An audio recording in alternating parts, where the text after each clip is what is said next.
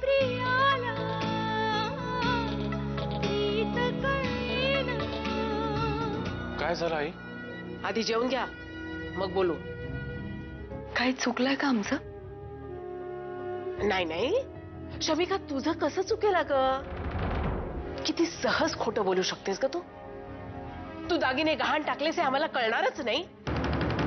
अभि, तुलाही माहित होतं ना हे सगळं, आणि आम्हाला सांगायची गरजही वाटली नाही एवढा मोठा निर्णय घेताना.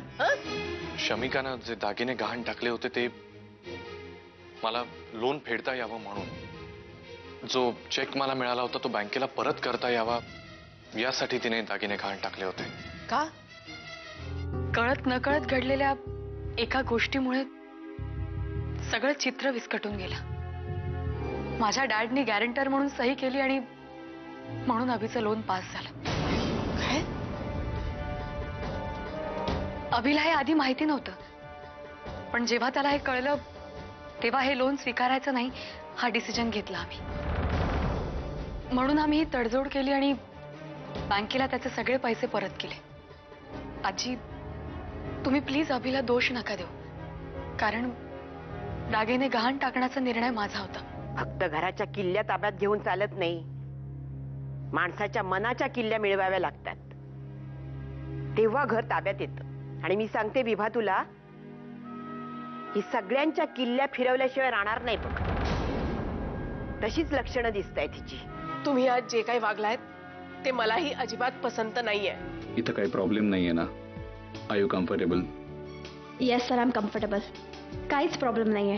माधुरी, तुमचं जेवण झालं नसेल ना अजून? नाही.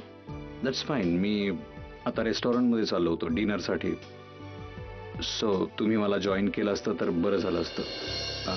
कंपनी झाली असती. एकट्याला बोर होतं ना. एवढा विचार करायला लागतोय म्हणजे नक्कीच काहीतरी प्रॉब्लेम आहे. That's okay. तुमची इच्छा नसली तर. नाही सर, तसं काही नाहीये. तुम्ही वा पुढे, मी 5 मिनिटात येते. आपल्यात सासू सुनेचं नातं कधीच नव्हतं. आई म्हणतेस ना मला, दृष्ट लागण्यासारखं नातं आहे आपलं. स्वतःचीच नजर नको लागू देऊ त्याला. आई, तुम्हाला मान द्यायचा नाही असा हेतू नव्हता हो माझा. काही काही गोष्टींची चर्चा व्हायला वेळ लागत नाही ग.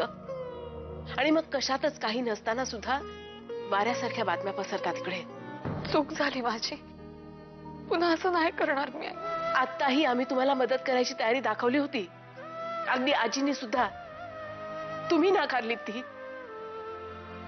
निदान आमच्या ह्या वृत्तीला मान देण्यासाठी तरी आम्हाला विश्वासात घेत चला ग.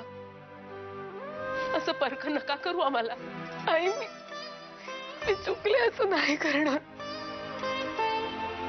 आजची मीटिंग खूप छान हँडल केलीत. कॉंग्रॅट्स. Thank you sir. काय झालंय? सर ऍक्च्युली माझे हस्बंड ऍक्सिडेंटमध्ये गेले होते. माधुरी, माझाही सोन्यासारखा संसार होता. माझी बायको ब्लड कॅन्सरने गेली. मी काहीही करू शकलो नाही. आपलं मन सतत भूतकाळात धाव घेत राहतं, रमतं. आणि माधुरी, या आठवणी इतक्या चिवट असतात ना, एकदा का आपण त्यात गुरफटत गेलो ना की मग आपणही त्या गेलेल्या माणसांसारखं भूतकाळ होऊन जातो. पण सर, वर्तमानात तरी काय, प्रत्येक माणसाला आपली माणसं, आपला जोडीदार, हेच आपलं विश्व असतं.